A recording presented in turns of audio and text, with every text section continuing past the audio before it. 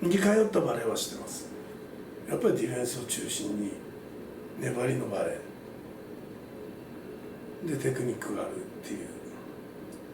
やっぱりディフェンスは男女ともやっぱり世界でもトップクラスで、そういう意味ではすごく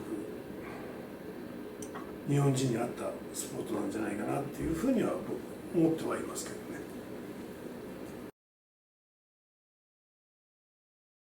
他のスポーツに比べたら僕は卓球はそんなことないじゃないですか。バレーもそんなことないと思うんですよ。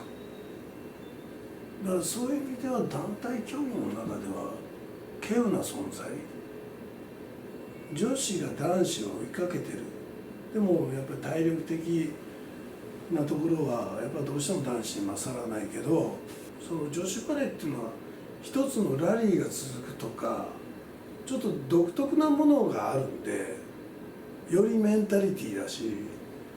そういう意味ではその男子バレーと女子バレーの違いっていう、どこが一番違うっつったら、近づいてるけど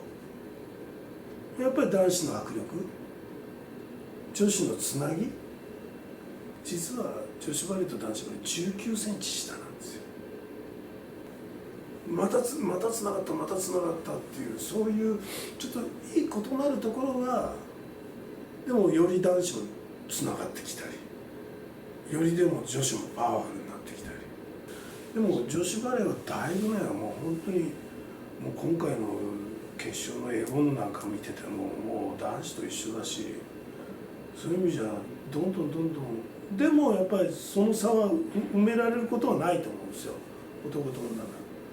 バレーがいいのはやっぱりネットの高さが男女違うっていうのがいいですね。これがやっぱり他のスポーツにはない迫力を出すんだと思いますよ。サッカーであればフィールドをちょっと狭くしてゴールを狭くすると女子選手も生きてくるし、バスケットだったら3メートルのところを2メーター90ぐらいにするとダンクする女子選手が出てくるかもしれない。そうするとまた面白さがね